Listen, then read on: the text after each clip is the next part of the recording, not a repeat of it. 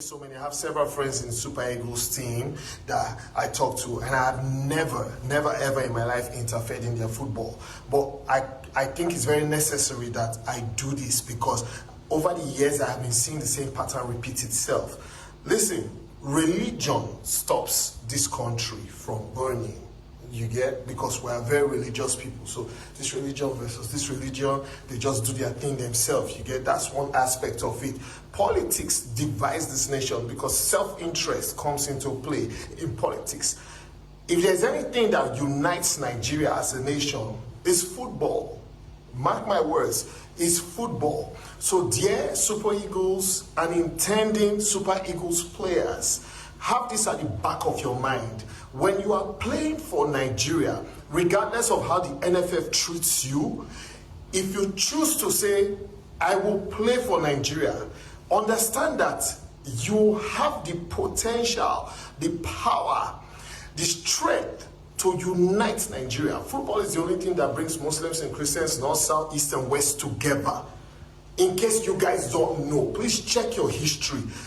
When Nigeria is playing football, in our victorious moments, the whole nation forgets where any other person is from. You have to treat it like you are an assassin. I ain't never seen in my life where an assassin, and go and ask, maybe I'm wrong, you will never see an assassin have an opportunity to kill somebody and choose to go like this or like this while chewing gum. You get? Chukwueze, I forgive him from the bottom of my heart, but you need to understand that the weight of a nation lies in your hand. But if you go for glory before victory, more often than not, you will mess up. More often than not, you become the victim. I was not born when they shot. Alright, so say when I wanna watch that match for television, different from also watch the match for inside stadium. A lot of now don't really know where they go on. Let me give you an insight, right? They more come pick people where won't blame. Now, there were 65,000 people inside that stadium yesterday. I no one exaggerates, man just dash Nigeria 5,000, even though Nigerians were not up to 5,000, but we'll give them 5,000, right? You see inside that field, if Nigeria hold ball, it could be as if made the stadium fall. Now yesterday now I finally know the meaning of home advantage. It could be as if the stadium go fall. But then again, Nigerian players still kept their composure, especially when that ball got to Kevin Bassey or Ifeanyi Obaroh. You could see say Nigerians, they tame them down. If Nigeria hold ball, you go, but if you reach Bassey go container. Abali go volume, then that their voice will go low. Then if you call the push attack, if you just touch Adams or see anybody look man, but they still try. Now, with the person when I go blame yesterday, I'm going to blame the coach. Not entirely. There were some players that were lacking confidence. Players like Onyedika. He was lacking confidence. If they give him the ball, it's either he passes the ball to them or he throws it outside. For some reason, he was lacking confidence. You know, a person where they play for Club Brugge. You play away matches. You play away matches. Where you Well, to be honest, I'm quite disappointed that the Eagles had to crash this way. Lost forwards. Penalties are the most painful way to exit the competition. But first and foremost, I must give massive kudos to Coach Eric Chell. Well, I didn't think it would go different. I didn't think that we would dominate Morocco. I knew that it was going to be our biggest test. I knew that it could go either way. Because you have to put into cognizance how good the Moroccans are. And of course, the 12th man, not the referee, the supporters. I think that they played well. Through the penalties, we lost the World Cup ticket, and this now going to the third place. So I don't even know how to explain this. Is it that we are too bad in taking penalties, or what? I will say the best team actually won, but kudos to the boys. I feel this is more like a statement to Nigerians that we were just unlucky to not make it to the World Cup. We played against a 12-man team, and the 12th man won the game, which is the crowd. There are a lot of things you have to question because not quite long ago, we played Congo in the World Cup qualifiers, and penalty shootout was our Achilles heel. Here again, you see the same thing, and then it's so sad because when you see the work rate and the All right, reactions from Nigerians, both in Morocco and, of course, right here in Nigeria. Talking about the game, you saw clips of different persons complaining that we played against the 12th man of the day, that's the fans. But joining us at this time for more reactions from the fans and, of course, for what they have to say is first our sports correspondent in Rabat, Udoka Njoku, joins us this afternoon. Udoka, good afternoon to you. I don't want to ask you if it's a lovely afternoon because I know Nigerians are still reacting, about what happened yesterday right there in Rabat. Thank you very much for joining. Of course, Afevo, it is still a lovely afternoon. We are celebrating the sunshine here in Rabat, so it is still a lovely afternoon to talk sports. Win or lose, we move on. Interesting. All right, and joining us also is the sports analyst, Wale Scott, joins us this afternoon. Wale, thank you very much for joining. Good afternoon to you. Good afternoon. This smile is not mine, though. All right, let me start with Udoka Njoku. Udoka, you were at the stadium when the game started to the end of the match. You saw even what maybe we might not even see on TV because the nook and crannies, currently right there in front of you. Tell us what we don't know. What went wrong in that game? I mean, yes, it's a game of penalty, a game of luck. How come Nigerians or the Super Eagles could not play their game, the game we saw against Algeria and even Tunisia? Favor, yesterday it felt like we were all swimming in a Red Sea. When we got to the stadium, it felt like there was no going back because, look, we were drowned by the noise and the spectacular presence of the Moroccan fans. From every corner you look at, you find the color red and green. Before we could find the green and white of Nigeria, it took a while, and it was just the supporters club who were packed up somewhere. I'm not sure they were even up to 600 at that angle where they were seated. But they did raise their voices. We could hear them singing and drumming, supporting the Super Eagles all the way. But it did not happen for us. The 12th man won that game. Morocco did not play spectacular football, to be very honest with you. We had a better ball possession, and of course they had more corner kicks. We had 2 yellow cards. Morocco had no yellow card in that game. Surprisingly so, they had over 10 fouls, about 19 fouls committed, and none of them was worth a yellow card by the referee who took charge, Daniel Larrier, on the night. But of course, like I said, it was the 12th man. The crowd won the game for Morocco. That's prim and proper. All right, Wale Scott, I mean, before this game went on, some Nigerian fans were optimistic, some were pessimistic, and some also hinted that it would be hostile for the Super Eagles of Nigeria. With what you saw yesterday, do you think, should we give the accolades to the Nigerian side, or you think we should have done one of footies, or also praise the tactical brilliance of Walid, the coach of Morocco? Well, and I think that, honestly, this is football. There'll be days like this. No doubt about that. My point is, 3 people spoke. I don't know if they were fans or they were journalists on the show a few minutes ago, and they said the same thing I was thinking. It's deja vu for me now. Now, the first time it was DR Congo, we lost out of the World Cup. And the second time, it's now we're losing out at the finals via penalties. It's deja vu for me. Why penalties? My only question is to Eric Chell is, doesn't he think matches go into penalties? And if he does, do the players train against penalties? Honestly, that's my opinion. But I think the Super Eagles did what they could do. But my question is, the managers of the team, don't they think matches can go to penalties? And if they do, why don't they work towards it? Obviously, our team do not work into penalties. Maybe it's being too boastful, maybe it's being too arrogant, I don't know. But matches do go through penalties. You must get ready for days like that too. All in all, we're building a team, we're progressing, things will get better for the Super Eagles. It's just the beginning. We can see the light at the end of the tunnel. But Eric Chelsea should understand that matches do go into penalties and you must work towards it. My opinion though. All right, thank you very much, Wale Scott. Also joining us is the editor of sportsintel.ng, Enitor Obadino. Enitor, good afternoon to you. Welcome to the show. It's a pleasure to be on the show.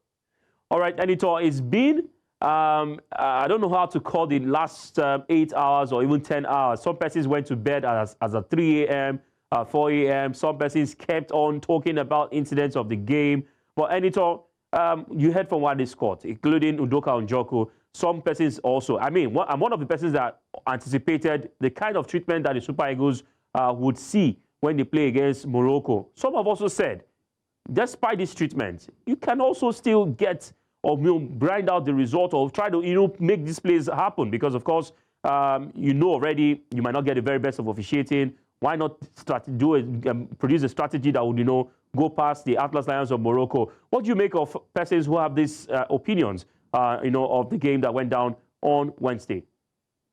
I think those people with those, they're not entirely wrong, but the truth is they do not understand the fine lines when it comes to winning football matches of this nature.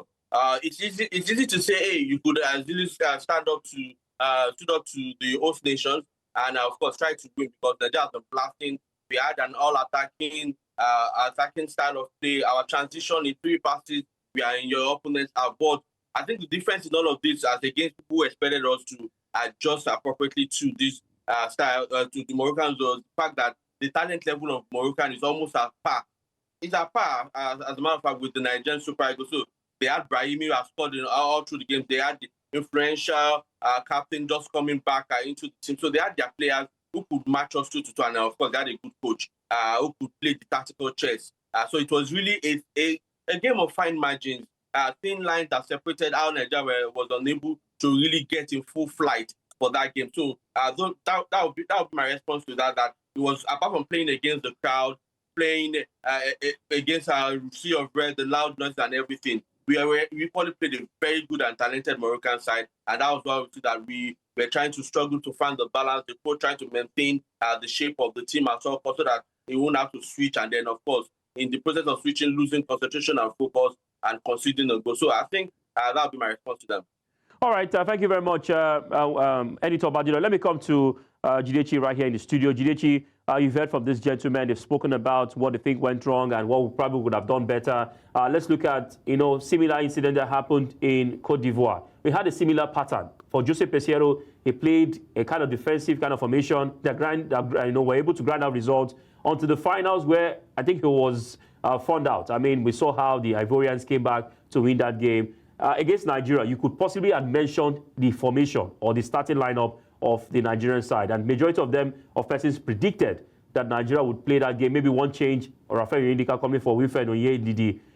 It seems we've not been able to solve, we've not been able to get a plan B when the plan A fails. When it comes to the national team, once the plan A is not working, the coaches of Nigerian side, they tend to do try and error and see what they can do. But majority have not been able to activate plan B when plan A goes wrong.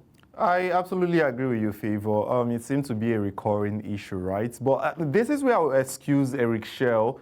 Unlike previous managers, Gernot Rohr, Jose Peseiro, we saw this very stringent approach to games where it had to be one pattern. And Eric Schell somehow did surprise us, even though he has insisted he's going to stick to his 4-4-2 diamond formation, right? But the changes he did make in the third group stage game of this AFCON, if it was previous managers, we are very sure that we would have most likely had a bulk of starters in that game. But we saw a manager who somehow maybe does listen and try to alter things. I want to give him the benefit of the doubt that he would listen this time around and perhaps approach games in the future with a plan B, because it's ridiculous, if you ask me, that you go into a game of this magnitude, knowing fully well that the approach would most likely to be to stifle out your most brilliant minds in the team, which is what Morocco implemented. And I can understand his reason for not wanting to make a lot of changes during the game to alter that, because as much as substitutions would have changed the game,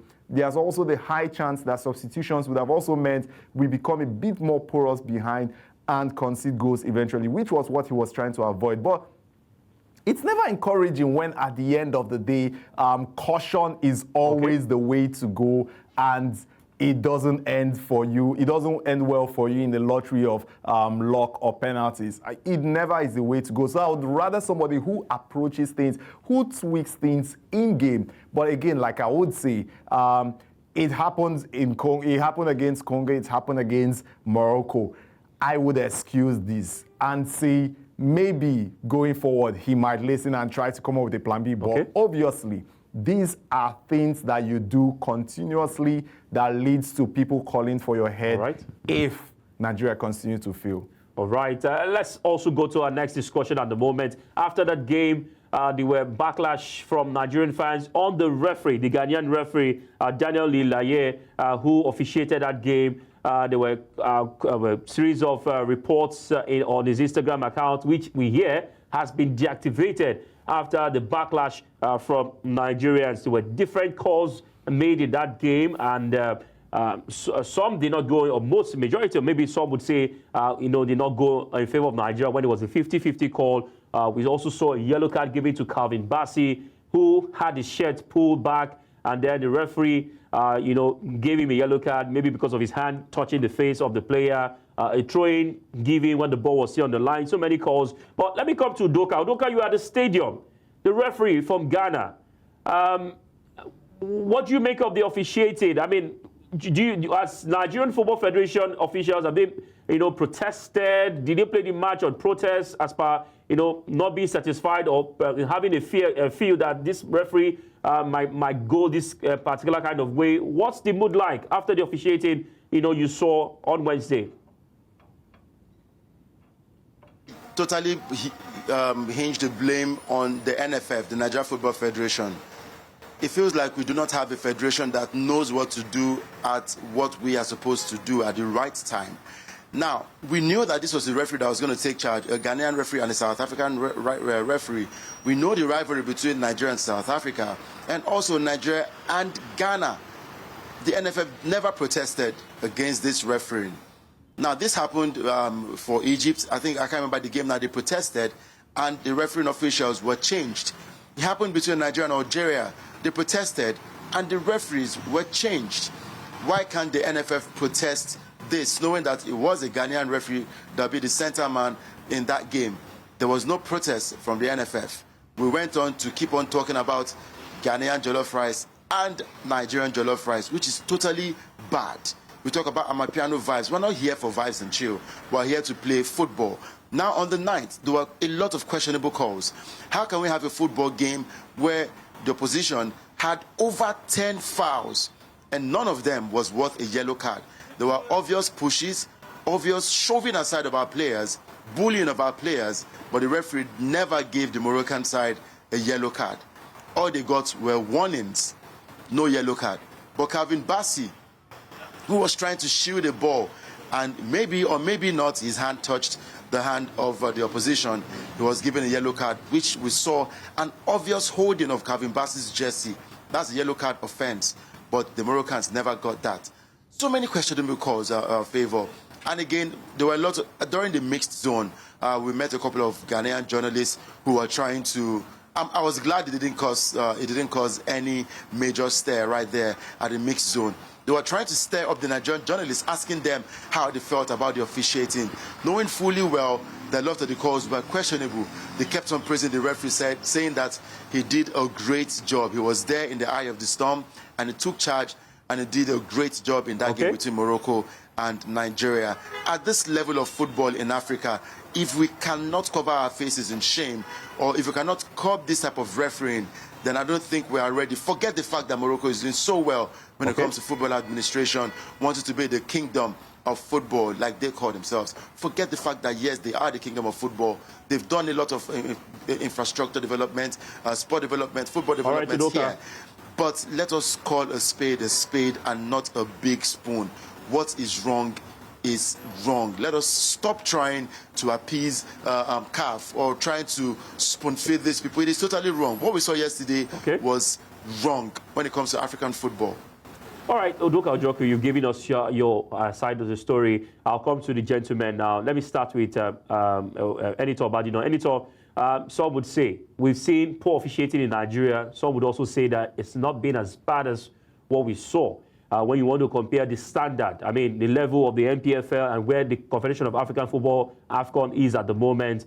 And Udoka did also talk about the blaming game blaming the NFF for not being proactive to be able to, look at this particular referee. And some have also said that to think that the Moroccans did not even complain about the referee when the appointment was made, knowing fully well it was a West African referee, I mean, that should have told us something, that, something was fishy. But what do you make of the officiating?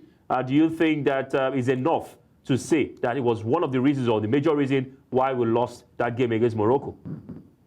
So it's difficult to explain my position, but I'll try my best.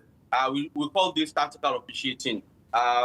You cannot pinpoint exactly why while the referee impacted the game with those dwells. Nigeria tries on the physical, we try on the physical, which of course football is physical. We also based on dwells. If you check previous games, we are one of the top. We are in the top percentile, if not the main top, when it comes to dwells at the African Nations Cup, and that has been our strength, our ability to win second balls, to dwell in games, and all of that. So that was what was used against the Super Eagles, basically taking away the physical aspect of football and trying to adjudge every single touch by the Nigerian players as some sort of free kick, foul for the opponent. So you cannot.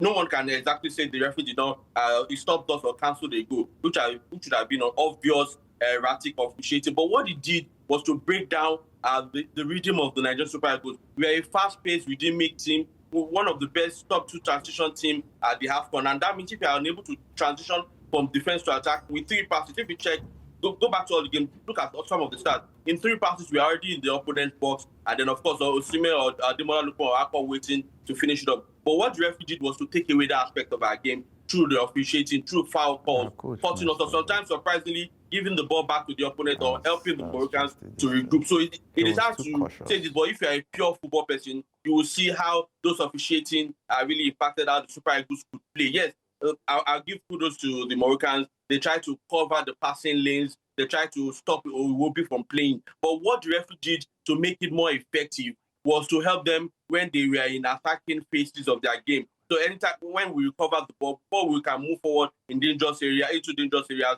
a call comes up as long as there's a contest between a Nigerian player and a Moroccan player, and of course that disrupts the rhythm. But so look at the numbers. We had just about two shots on goal. That is the lowest ever in this competition for the Super Eagles. We also had just 1 counter attack for a team that plays one of the fastest counter attack.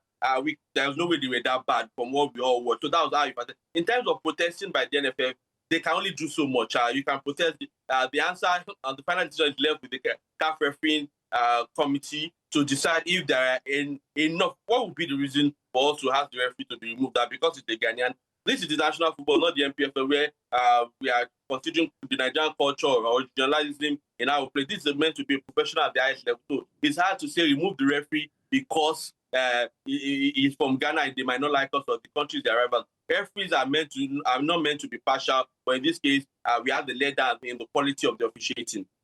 All right, Enito Badino, you made a point that probably I can see Jidechi in the studio also nodding his head. But let me come to Wale Scott. Wale Scott, what should we score Nigerian side high, knowing fully well that the cup was the target, and now we're going for a golden bronze?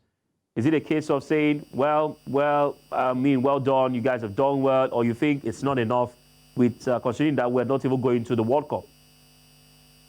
I think Enito has said it all. It was stylish, bad, biased officiating from the Ghanaian referee.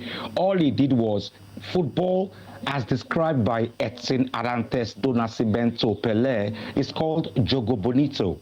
It's a rhythm, it's a dance. And that's the kind of football that the Super Eagles play. And when you stop the rhythm midway, it spoils the chances. And Enito has said it all. He said, listen, every time Nigeria was getting their rhythm together and going up front with the ball, the referee was able to stop that rhythm, disrupting the game, which is what they did exactly. But like, if you and Jidechi can remember last week, when you have North African nations as opponents, expect everything. Expect everything wrong. Expect drama. And that's exactly what Morocco brought to play. They are North African teams. They will bring drama. They will negate your flow, negate your game, do everything wrong, including biased officiating. Like I said earlier, I'm vindicated right now. Morocco has done exactly what I felt they would do. Bring in drama, bring in biased officiating, bring in the fans to disrupt everything wrong, mortally demoralize you. I'm vindicated. That's it. I just think Nigeria should go sit back and relax, to the drawing board and get our acts together again. We can get better. All right, we can get better. Udoka Njoku, I must allow you go, but I understand that the Super Eagles will leave Rabat today for Casablanca. Means that you also need to change base. So Super Eagles will be traveling to Casablanca in a couple of minutes' time, and they'll be having a training later today. But of course, tomorrow is match day -1. We'll be there for the press conference, and then they are training, and then cover the third place game against Egypt. Hopefully, we'll win that golden bronze. In as much as I do not like to call it that, it is what it is. It is what it is. Thank you very much, Udoka Njoku, for your time. We wish you all the best. And of course, to Editor, Obadino, and Wale Scott, thank you very much. Look forward to you also joining us in the studio to talk more about the African Cup of Nations. Thank you very much for joining.